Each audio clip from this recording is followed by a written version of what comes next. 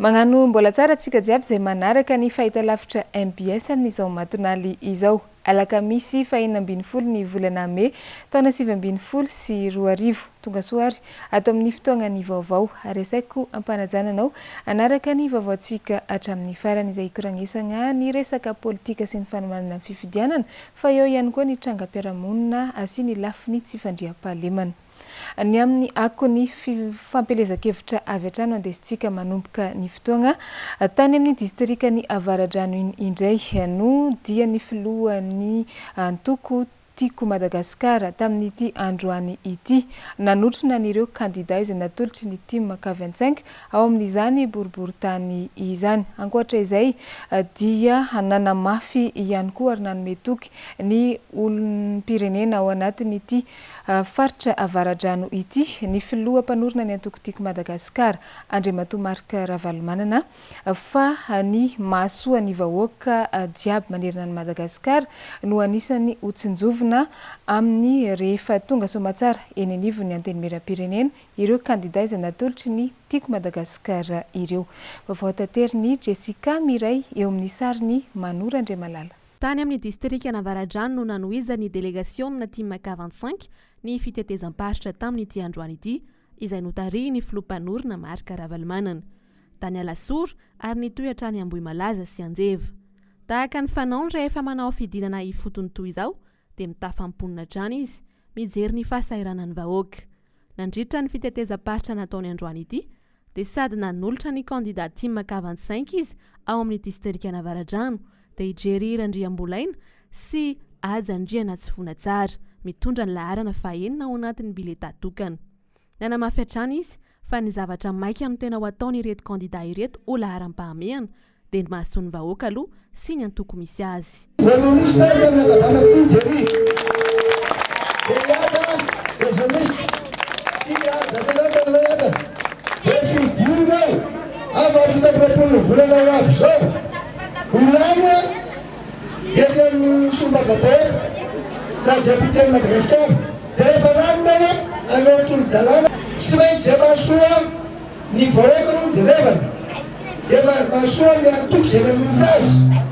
Nanamafy ny fahavononana hatrany ihany koa ny candidat ary nilaza fa candidat efa nahazo fiofanana ary eno izay tena maharary ny vahoaka misy azy ary koa tsy handany lalàna raha tsy mahasoa ny vahoaka aloha.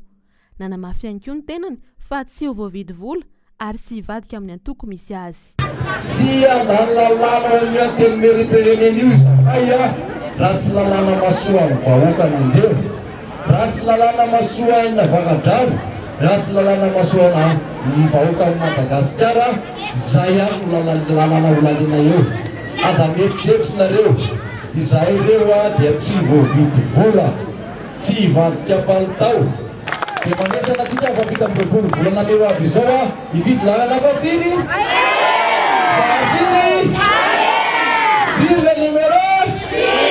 Manamarika hatrany izao dia ny filoha-panorona ny antoko team K25 izao sy ny antoko misy azy ny fahavononany sy ny finiavany ampandroso any Madagasikara satria tsy mijery fotsiny amin'izao ny fahasairana ny vahoaka izy fa mikatsaka hatrany ny mahasoa sy izay ho fampandrosoana ny Madagasikara.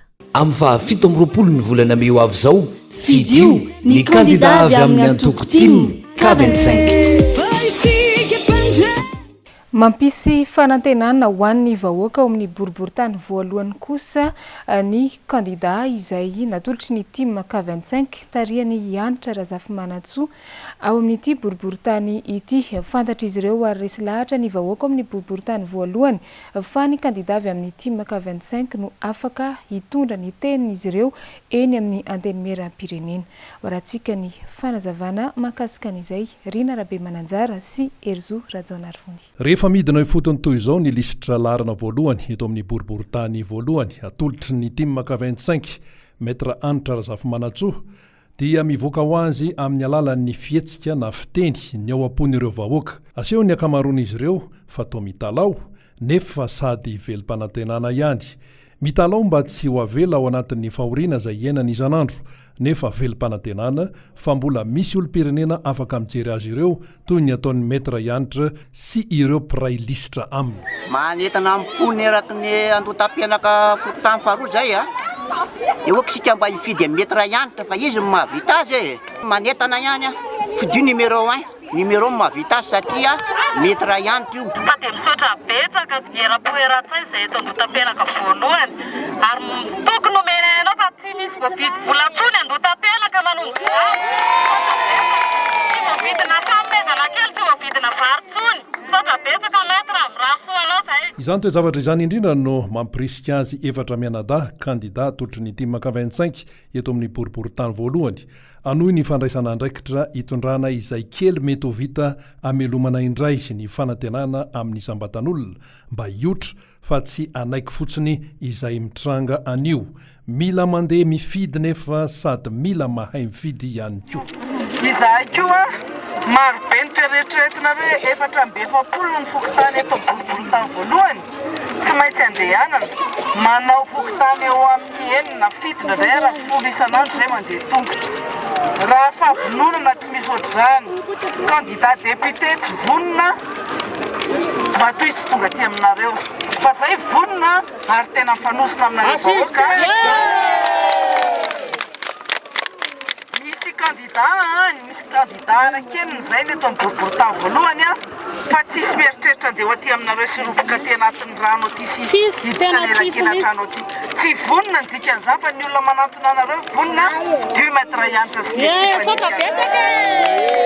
metra ianitra efa manana traike fa raha solom-bava-bahoaka zany efa teny 13 mety daholo tsika niaraka rehefa tsy mety ny zavatra dia tenentsika hoe tsy mety io e ary raha ohatra mbola mikasika amin'ny vahoaka indrindra fa ny vahoaka sahirana sy vahoaka madinika metra ianitra mijoro foana ho anareo anisan'ny faritra nandray ny maître ianitra sy pasteur Roger ary docteur Viviane sy Benjamaki ny tao amin'ny 17 hektara vovony sy 17 hektara atsimbo ary andotam-penaka faharoa notolorana koveta sy savony misa 400 kosa ireo renim-pianakaviana ao andotam-penaka voalohany araka amin'ny fangatahana efa nataon'izy ireo tamin'ny reto kandida ny tim ireto amin'ny fa 17 ny volana May avy zao fidio ny kandida avy amin'ny antoko tim K25 ho an'ny teny amin'ny boriboritany fahadimy kosa indray izay misy ny kandida natolotry ny tim K25 ifetra sy inaina ao anatin'ny larana fahaefatra ao amin'ny bileta tokana dia nitoy ny fampelezan-kevitra ary nisy ny etsika fitsaboana maimaim-poana izay efa fanao ny reto kandida ny tim K25 ireto ny tao amin'ny fokotany Anala Mahitsy indray no nahazo ny anjarany amin'izany fitsaboana maimaim-poana izany tamin'ity androany ity fanazavana sy ny fanadedena eo amin'ny sariny Mathieu Princy. Andiany faharoa amin'ny 20 ny etsika fitsaboana sy fizaham-pahasalamana maimaim-poana izay ataon'ny kandida ny tim K25 ao amin'ny boriboritany fahadimy. Natao indrindra analana ny fahasahirana ny mponina sy ny vahoaka madinika eny fotony. Za zany nakaty satria za efa herinandro tsy dia salama loatra dia na eny misy dokotera maimaim-poana ato dia tonga nandeha dia mahafinaritra mifandraisana mandray tsara ny dokotera fanafody mahazo tsara dia misaotra betsaka anareo. Olana isan'ny sedrain'ny malagasy amin'ny ankapobeny manko amin'izao ny tsy fahafahana misitraka ny fahasalamana ho an'ny daholobe. Ny atoke amin'ny tsy latsaky ny eo manodidididina ny 5 seny io ngamba sisa fokotany tsy voatetinay fa nanaovana etsika lesy ny antony moa zany nanaovana an'ity fizaham-pahasalamana ty dia nenay averina foana fa ny programan'ny candidat larana faefatra eto amin'ny boriboritany fahadimy ny candidat tim K25 dia ifetra sinaina zany dia mifototra foana amin'ny manifesto iny zany hoe ny sosialim-bahoaka aloha ny androany izahay zany dia sady nataona ny fanojo amin'ity fizaham-pahasalamana tanterahana ity ny fitsidiana isam-baravarana fanazavana ny programme nasan'ny kandidana tolotry ny tiako Madagasikara ary ihany nahazo ny tsodrano avy amin'ny président Ravalomanana efa nandehandeha izahay tany Anala Mahitsy tany atsimotsimo tany dia tany amin'ny carrière tany ambony tany ary tany akaiky ny faritra Ambatobe tany resy lahatra ny olona satria izahay dia nilaza mazava fa izahay tsy manao lalana izahay tsy manao fotodrafitrasa izay tsy manome vola izahay tsy mandofa trano fa izao kosa ny andraikitray rehefa tonga somatsara eo amin'ilay toerana dia ny manao lalàna anara-maso ny mpanatanteraka mba ho tsara tatana ny volam-bahoaka ary tsy izay ihany fa hoe mandeha ho any amin'ny tokony ho izy izay volam-bahoaka izay amin'ny alalan'ny hetra amin'ny alalan'ny vola nomena ho tantaniny ireo mpanatanteraka ireo. Mizotra araka ny tokony ho izy ny fampelezan-kevitra ho an'ny mpikatroka timaka 25 any amin'ity distrika ny boriboritany fahadimy ity manao zay ho afa ny delegasion mitetitrano sy mitondra ny fandresen-dahatra ho amin'ny fifidianana solombavam-bahoaka efa miara-manaiky ny mponina fa ifetra sinaina no kandida hitondra vahaolana ho an'ny boriboritany fahadimy. Misy anefa ireo kandida avy amin'ny antoko sasany misandoka sy tsy menatra mampiasa ny anarana K25 ary mamitaka ny vahoaka araka ny fanazavany ity tovolahy iray olom-pirenena eny amin'ny boriboritany fahadimy izay nanatry maso. Malomalo moa zany président Rafalimanana tonga teny Tsaronenana teny aminay eo boriboritany fahadimy fokotany Tsaronenana ka izahay nametaka afisy maro dia maro eraky ny tanàna dia toy izao ny endrik'le zavatra afisin'ny fetra sinaina laharana faefatra zany hoe takomandry zareo ty numéro 4 ty dia sinoiny zareo ny numéro 1 dia mampafantatra ho an'ireo mponiny boriboritany fahadimy fa ny kandidany natolotra ny tiako Madagasikara sy voatsotran'ny Filoha Ravalomanana dia ifetra sinaina ihany ka okotsika tsy voafitaka zany. Mangataka ny mpifidy ny vahoaka malagasy fa endrika na fisolokiana ara-politika zany, endrika fitaka zany ka dia mila mailo ny mpifidy hoe fatary tsara ny kandida tena natolotra président Ravalomanana sy nahazo tsodrano taminy dia tsy izy akory fa izahay mirahalahy fetra lohalisitra larana faefatra miaraka aminaina any natolotry ny atoko tiako Madagasikara ho kandida natolotry ny tiako Madagasikara sy ny K25 eto amin'ny boriboritany fahadimy. Voarara ny lalàna ny fihetsika ataon'ireo mpifaninana sasany solombavam-bahoaka ao amin'ity boriboritany fahadimy ity izay misandoka sy mampiasa ny sarin'olona hafa mpifaninana aminy amin'ny fampelezan-kevitra izay ataony. Koa manano antsoava amin'ny tompona andraikitry ny misahana ny fifidianana eto Madagasikara araka izany ny team K25 ao amin'ny boriboritany fahadimy mba handray ny fepetra sahaza ho amin'izao fihetsika tsy mendrika izao. Amin'ny fahafito amby roapolo ny volana May avy izao fidio ny kandida avy amin'ny antoko team K25. Fa ho toy ny fidinana ifotony izay ataon'ny delegasion'ny team K25 miaraka amin'ny kandidany antoko ao amin'ny boriboritany fahaenina dia teny amin'ny fokotany Akazomanga indray no nanaovan'izy ireo izany fitsidiana izany tamin'ny omaly.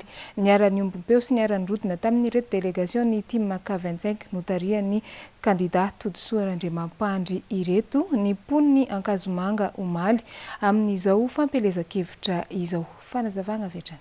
Tsy mandrimandry marandray no hetsika nataon'ny ponina tao amin'ny fokotany Akazomanga Atsimo sy ny manodidina tamin'ny omaly alarobia fa 15 ny volana May 2024. Nanao karnaval ny tetin'ny tanàna ireo ponina niaraka tamin'ny delegasion'ny team avy ao amin'ny boriboritany fahaenina. Nanoana sy niara-nentana tamin'ny kandida team K25 ao amin'ny distrika ny Ambohimanarina ny ponina ao Akazomanga Atsimo izay tapa-kevitra ny hanovan'ny tantara iaraka amin'ny kandida Todsoa Randriamampandry.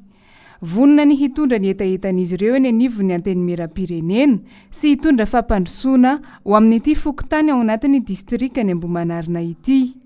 Tsy ho fitaovana politika intsony ny vahoaka madinika fa matoky tanteraka ny kandida solombavam-bahoaka izay natolotry ny team K25 ao amin'ny boriboritany fahaenina.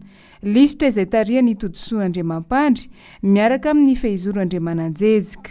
Tombony ho an'ny kandida Todsoa Randriamampandry dia izy olom-baovao nankasitrahany vahoaka teny fotony ary nahazo ny tsodrano ny antoko tiako Madagasikara sady mahay no mahavita zavatra teto anivon'ny fokotany Akazomanga Atsimo ary manohana ny tanora sy ny fanatanjahantena ankoatra ny fijerena manokana ny sosialim-bahoaka. Amin'ny fahafito amby roapolo ny volana May avy izao fidio ny kandida avy amin'ny antoko team K25. Ankoatra ny resaka sosialy izay ho atsaraina ho an'ny ponina eny fotony dia anisan'ny lahara-pahamehana ihany koa ho an'ny kandidan'ny team K25 amin'ny boriboritany fahatelo ny famerenana ny fanabeazana ho an'ny zaza malagasy jiaby. Izay ihany koa no anisan'ny amafisiny ireto kandida roa ireto dia ny kandida Feno sy ny kandida Bodo ao amin'izany boriboritany fahatelo izany mandritra ny fidinana ifotony izay ataon'izy ireo. Vaovao tateriny Germain no menjanary amin'ny sariny Erzora Jonarfondi. Mitoetra ny fidinana ifotony sy ny fampidiniana amin'ny vahoaka izay ataon'ny kandida atolotry ny team K25 ao amin'ny boriboritany fahatelo. Ny talata teo dia niponina tao amin'ny fokotany ny Betongolo, Ambohitra Kely, Ampandrana Antsinanana, Ankadivato, Antsakaviro ary Ampaibe no niona tamin'ny kandida. Ny omaly kosa dia niponina tao amin'ny fokotany ny Ankorondrano, Ankazomanga, Andraharo, Tsaramasay, Ankorondrano Antsinanana no niona tamin'izy ireo. Nambaran'ny kandida lisitra faharoa atolotry ny team K25 ao amin'ity boriboritany fahatelo ity, nandritra ny fampiresana tamin'ny vahoaka izay nataon'izy ireo fa isan'ny laharam-pahamehana ny resaka fananantany.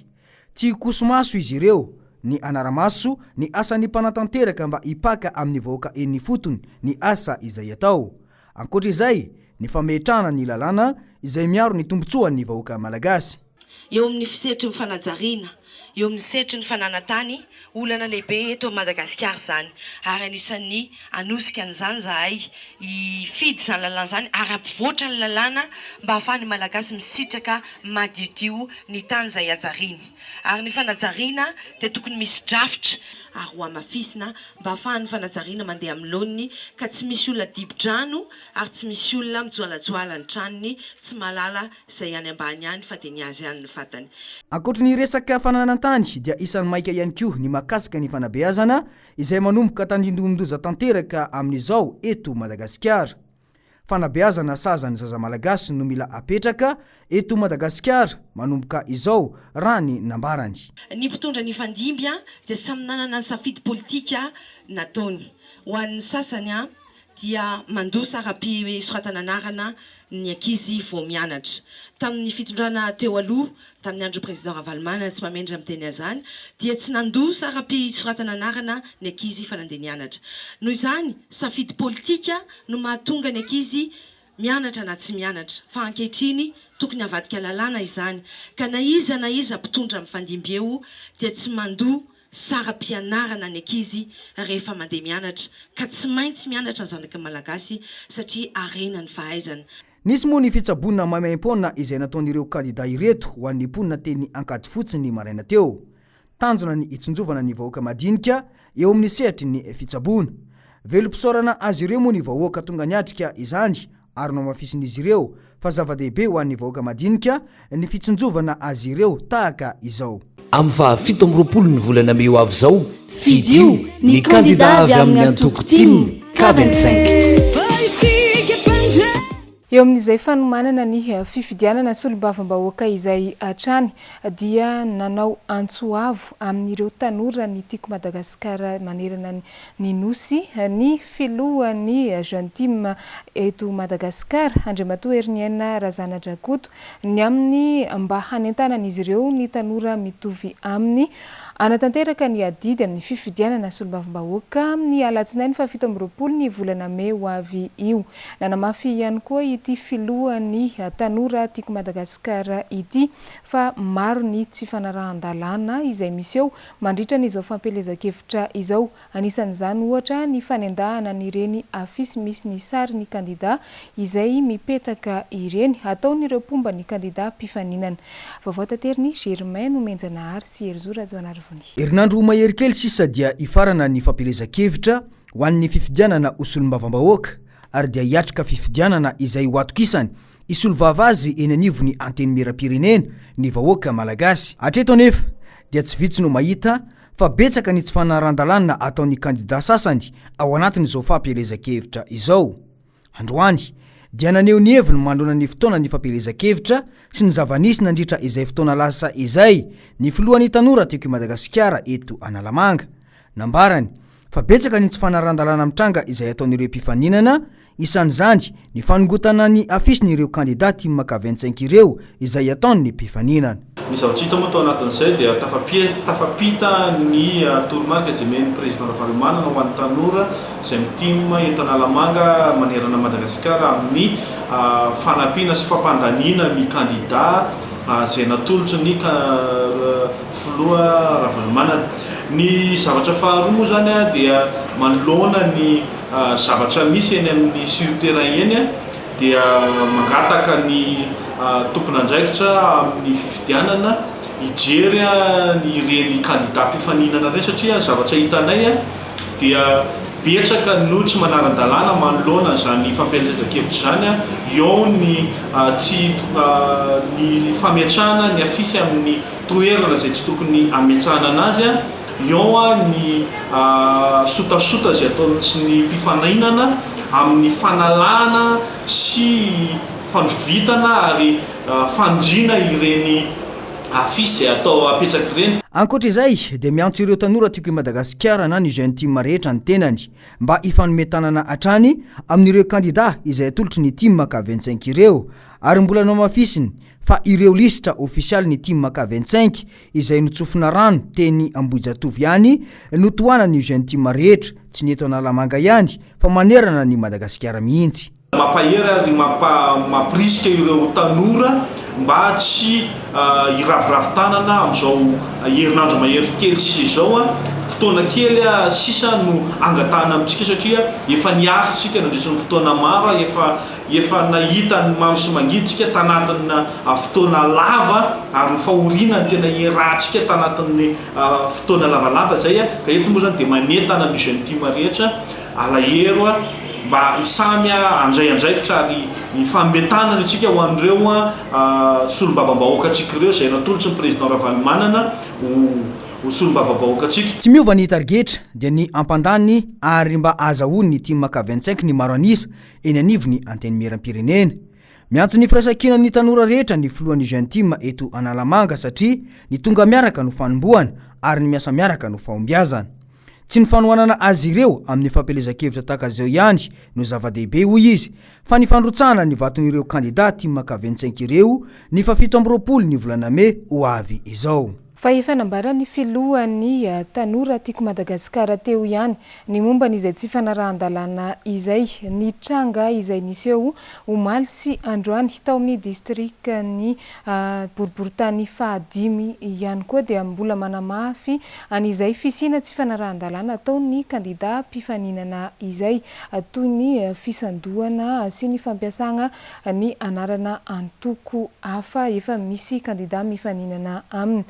Manoloana izay indrindra dia nagnano fanambarana ny lefitry ny distim ao amin'ny boriboritany fahadimy satria misy ireo misoloky amin'izay anarana entina mandritra ny fampelezan-kevitra izay.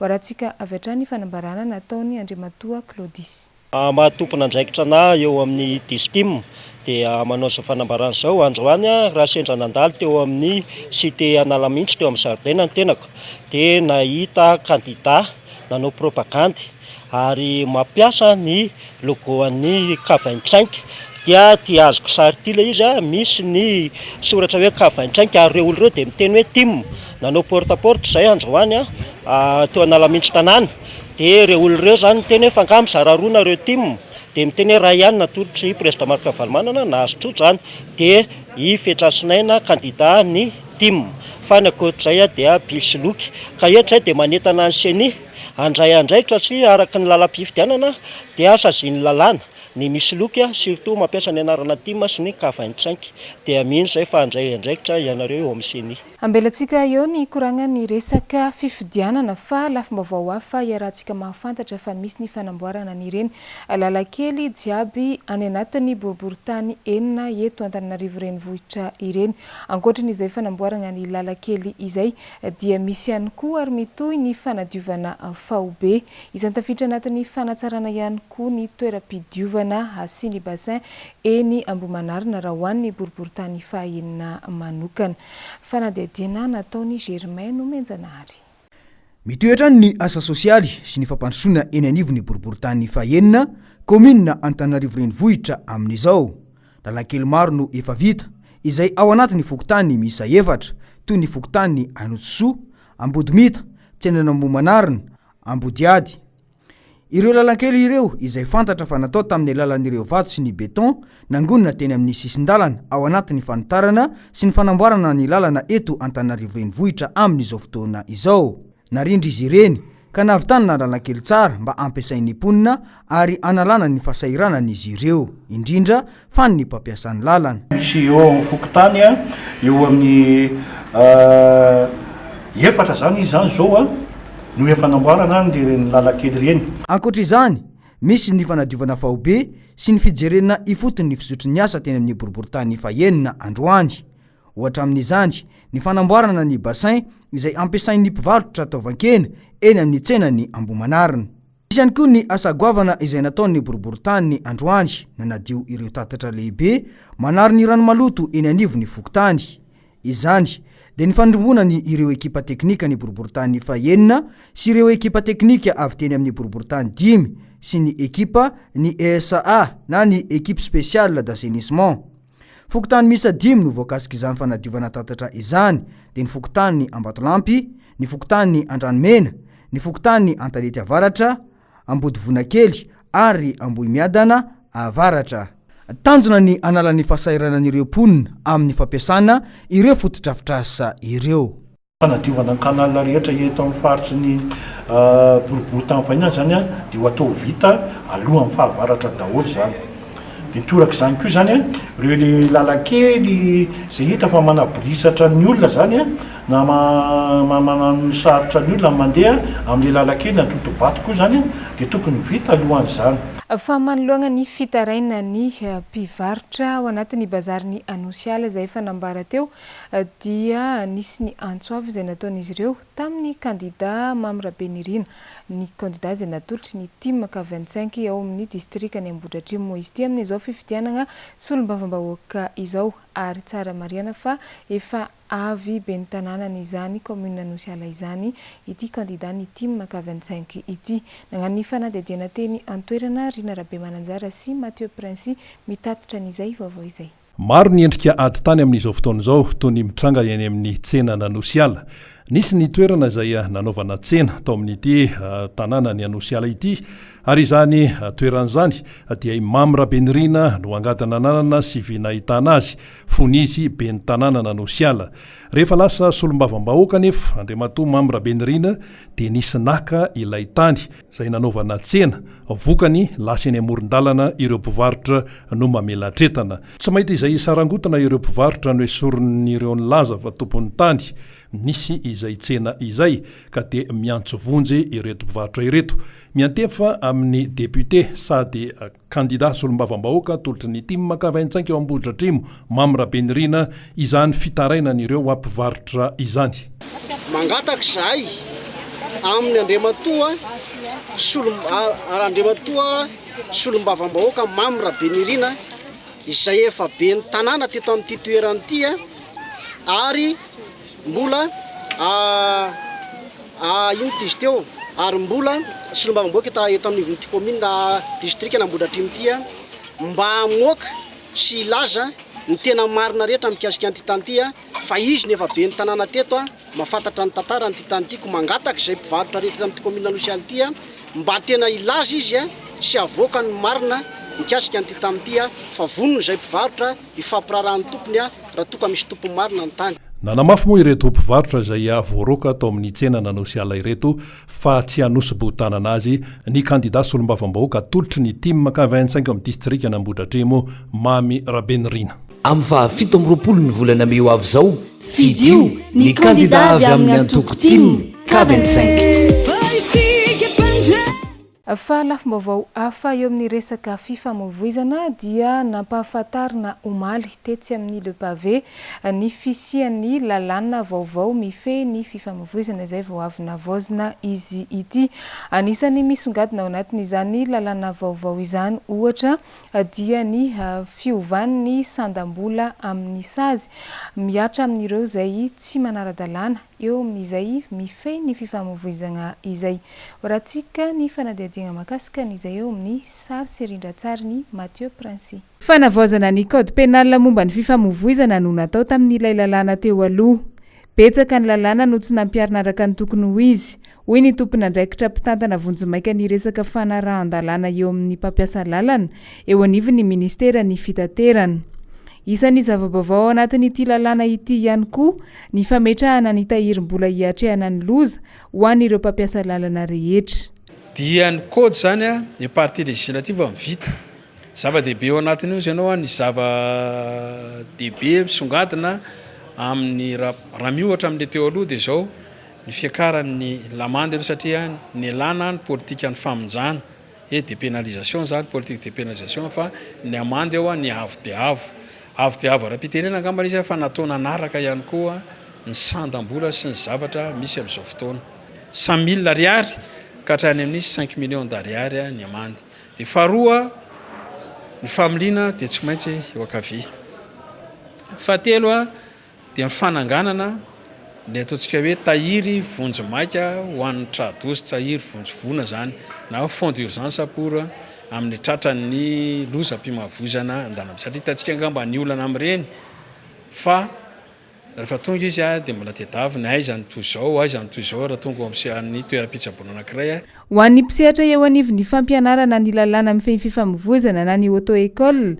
dia misy mahatsara azy ny fanavaozana ny lalàna amin'ny feny fifamovoizana saingy ny indro kely dia tsy ampy mba tsy ilazana hoe tsy nisy mihitsy ny fakana ny hevitra izy ireo sy ny mpitatitra izay voakasika manokana amin'ity lalàna vaovao ity tamin'ny fotoana izay namolavolana azy. Misy mety aminay misy hitanay hoe teneninay teo hoe momba n'le fampiasana lalana le tsy mandeha moteur toy ny hoe charrette toy ny hoe posiposy bisikileta zay raha rehetrarehetra mahita kehitriny ny tsy fahaizan'zareo ny farafakely indrindra ny code de la route amin'ny baziny inona ny amezana autorisation mpitarika posy anankiray na mpitarika charrette anankiray satria be dia be zao mpitarika charrette tondra lasakana zavatra maromaro izy mandeha sens interdit raha ny tena marina ka tena ara-dalàna fanaovana sazy zay nomarian'ny mpitatitra teo hoe tsy nitsonany zareo aloha le famolavolana azy satria tokony arahana midinika foana ny ninninona zany atao e dia tokony hitondra fivoarana ho an'ny ankizy rehetrarehetra mpampiasa ny lalana mivoaka avy any aminay satria zareo efa nampianarina le code de la route dia tokony hitandrina mafy satria ho voasazy ianao rehefa avy eo. Isy kooperativa hatao filamatra amin'ny fampiarana ity lalàna vaovao mifeny fifamovoizana ity ary manaraka miandalana ny sisa ho iatran'ny tompon'andraikitra avy eo anivon'ny ministera ny fitateram-bahoaka. Vaovao ny tsy fandriam-pahalemana dia olo 4 no voasambotry ny avy eo anivon'ny polisy pirenena tamin'ny omaly ny 2 izay mpanendaka efa hikoizana eny amin'ny faritra Antomadinika sy ny manodidina iny. Ny 2 hafa kosa dia nosamborina teny amin'ny bypass iny no ny fitondrana sy fitaterana toaka gasy tsy nahazo alalana. Rahatsika ny tatitra izay vaovao izay nataony Noro Fitiavana. Toaka gasy 1.9 litatra no sarony mpitandro amin'ny filaminana tao amin'ny fiadelin'ny polisy CSP Alasora ny aliny Alarbi 5 Mey 2020 Amboarivo tamin'ny 7 alina. Vaovao efa maripotitra no nahafantarana fa fiara Peugeot 306 iray avy any Tomasina no mitondra toaka gasy nahazo alalana ka nandrasan'ny barrage routier ny polisy teny amin'ny bypass. Noraisy-potsiny ny mpamily ny fiara sy ny tompony toaka gasy ary efa nanaovana ny famotorana sy nampiarana ny fepetra mifandraika taminy. Nisy vokany ihany koa ny fiarah-miasan'olon-tsotra sy ny polisy pirenena tao amin'ny fiadidin'ny polisy ACSP 4 satria omaly ihany dia tratry ny polisy tokony tamin'ny 5:00 teny Antomadinika i Benaivo mpanendaka efa teo am-pelatanan'ny polisy saingy tafatsoka sy isafidy namany mpanendaka ihany koa izay efa nifonja. Ny angom-baovazon'ny polisy no nahalalana fa niodiody teny amin'ny stationnement Ambatondrazaka teny izy roa ireto tamin'ny fotoana io. Nanao fisafona avy hatrany ny polisy katratra Ambodiomby saika anatanteraka ny asa ratsy ny fanaony izy roa ireto no nosamborin'ny polisy ka tsy afa-nietsika intsony. Eo amin'izay resaka tsy fandriam-pahalemana izay hatrany dia nandray fepetra ny avy eo anivon'ny commune Ampitatafika manoloana ny filazana fa hisy ny dahalo izay ho avy androba ao antoerana. Izany fepetra no raisin'izy ireo ohatra ny fanentanana ny olo mivahiny izay anao ny sora-bahiny any anivon'ny fokontany. Ankoatr'izay dia hisy ihany koa ny fisafona izay ataon'ireo mpitandro filaminana manomboka amin'ity niany ity. Efa manomboka ihany koa ny fikarohana an'izay nanao ny fanelezana tsao momba ny ity resaka fanafiana hitranga ao amin'ny commune Ampitatafika ity. Germain no menjanahary. Nitondra fanazavana mahakasika ny zavanisy dia ny vaovao izay niely teny ampita-tafika efatrandro zay ny ben'ny tanàna Radoraparaoelina sy ny lehiben'ny brigadiny gendarmerie ao antoerana. Raha ny fantatra mantsy dia niely ny vaovao fa misy trakta miparitaka ao amin'ity tanàna ity fa isy dahalo zato lahy anafika amina fokotany sasany ao amin'ny komina ambanivohitra Ampita-tafika. Raha araka ny tafa ho an'ny mpanao gazety izay nataon'izy ireo androany dia tsy mbola nahita na navoray io trakta izay milaza io fanafian'io izy ireo, izany hoe na ny ben'ny tanàna na ny lehiben'ny gendarmerie ao Ampita-tafika. Miantso ny fiaraha-miasa amin'ny rehetra araka izany izy ireo mba ahafahana mahafantatra ireo olona izay voalaza fa nanely io tsao io. Hatreto aloha mbola tsy fantatra hoe izy ary izay indrindra izy ny ampahafantarina ny vahoaka fa fandikan-tanàna ny resaka tsao le manaparitaka tsao zany ary enjehan'ny lalàna moa zany. Dia ho anay gendarmerie zany dia miezaka miara-miasa komina moa zany mamantatra hoe iza le tena fototra le fanaparitana an'le tsao zay ary ampahafantarina ihany koa fa raha misy tratra zany dia anaovana ifamitorana izy. Indrindra moa amin'izao fotoana izao tsika ao anatin'ny fotoanan'ny propagande fifidianana izay mety hisy fiantraikany eo amin'ny tasy ny firenena mihitsy zany. Fa dia izay indrindra hoe miezaka izay ary ezaka mihitsy hitady iza le tena fototra izy dia ampahafantarana an'le olona koa zany.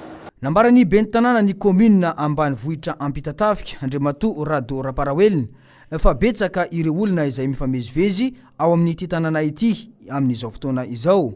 Isan'ny voaresaka manokana amin'izany ireo mpiasa izay manao ny lalana eny antoerana. Manoloana izany dia isan'ny fepetrany raisina ny fanamafisana ny bokim-bahiny mba ahafahana mamantatra ireo vahiny rehetra izay mifamezivezy ao amin'ity tanàna ny Ampita-tafika ity.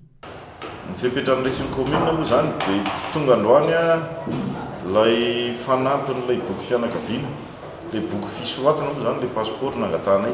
Efa manana ny fokotany fa nangataka izay tsy avy any amin'ny fokotany fa avy any amin'ilay orinasa mihitsy ny nangatanay. Dia ety anivon'ny komina dia nanampy ny jiro an-dalambe. Misy fokotany atao hoe Ampita-tafika vaovao vohitra andrefambohatra. Ao zany ireo olona le mpiasa mpanao lalan'ireo no tena manofa trano ny akamaroany. Dia ny toerana ny faran'izareo trano zany voatery ho didin'ny komina jiro an-dalambe mba ahitan'ny vahoaka sy le andromaso indrindra an'ilay mouvement andrareo miditra sy mivoaka ao. Misy aloha le tsao satria raha ny fandrosoan'ny teknôlôjia amin'izao fotoana izao misy an'io Facebook io raha nisy ny nahita an'le trakta tonga dia nisy nandefa tamin'ny Facebook. Fa hatreto ny komina Ampita-tafika miaraka amin'ny gendarmerie efa maniraka polisy communal zahay, efa maniraka ny any amin'ny fokotany zay fa tsy mbola nahita trakta na ndray ary hoe isy dahalo zato anafika. Raha pitondray ny fokotany zao dia misy 50 dahalo anafika. Nambaran'ireo mponina eny antoerana fa misy tokoa ny resaka tsy fandriam-pahalemana saingy ny alabotry sy ny vakitrano madinika no tena manjaka. Nanamafy izany raha teo ny teo anivon'ny gendarmerie pirenena fa tsy dia misy loatra ny trangana fanafiana amin'ny tampedina eny amin'ity komina ambanivohitra Ampita-tafika ity. Eo amin'ny tontolon'ny zavakanto ny alina teto anosipatrana tamin'ny androany marandray teo ny vata mangatsiaka ny parfait izay lehiben'ny tarika VHF nandesina any Antsirabe. Mariana fa ny talata 24 ny volana May teo no nodimandry ity mpanakanto ity. Maray zoma fa 17 ny volana May kosa no anatanterahana ny fandevenana azy ao vato tsara ankerana Antsirabe faharoa. Nagnano fanadidina makasika izay indrindra Nory Fitiavana sy Mathieu Prince. Androany alakamisy 12 May 2020 amby 2 arivo no niala teto anosipatrana tamin'ny enora sasany maraina ny vata mangatsiaka ny parfait lalan'i Rina José Laure na antsoina hoe parfait amin'ny ahafantarany maro azy. Rehefa niala tao anosipatrana andrazana dia noentina teny amin'ny fiangonana FPVM Taninandro Besarety nanomezam-boninahitra an'Andriamanitra. Avy eo noentina niazo avy hatrany an'Antsirabe. Andrasana androany ao vato tsara ankirana Antsirabe faharoa. Tsara ny manamarika fa teo amin'ny 40 taona no nindaosin'ny fahafatesana i parfait. Izy moa dia lehiben'ny tarika VHF namorona ny vavaka hira fiderana. Ny taona 2017 no nanomboka niditra teo amin'ny tontolon'ny hira i Parfait sy ireo namany. Izy moa dia tsy anisan'ny ireo mpikambana niankatsehatra atao anatin'ny VHF fa nijanona ho mpamorona fotsiny ihany fa tsy nitendry sy ny hira antsehatra. Io no anisan'ny nampiavaka azy. Tsara ihany koa no manamarika fa anisan'ny mpanakanto mpifanerasera tamin'ny fahitalavitra sy ny onjam-peon'ny MBS i Parfait. Tamin'ny alalan'ny fandaharana randrana sy ny hetsika ara-kolontsaina. Ankoatra izay, raha mpitsozo makosa amin'ny 12 atoandro no fotoana andevenana ny vatamangatsiaka ny Parfait izay ao vato tsara ankerana Antsirabe faharoa ihany.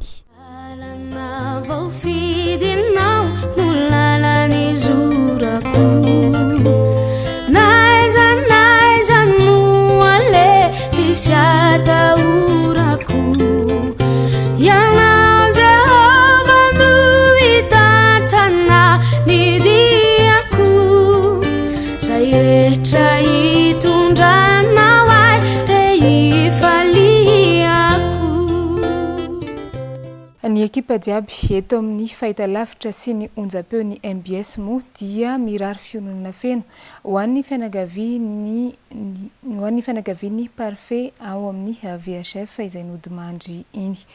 Iny ihany koa tompoko lay sy tompoko vavy no nandesintsika nanakatona ny vaovao tamin'izao matinaly izao. Mankasitraka anao nanaraka izany hatramin'ny farany, mametraka ny veloma mandrapitafa ho amintsika jiaby indray ny tenako ho amin'ny sabotsy matinaly koa. Veloma tompoko.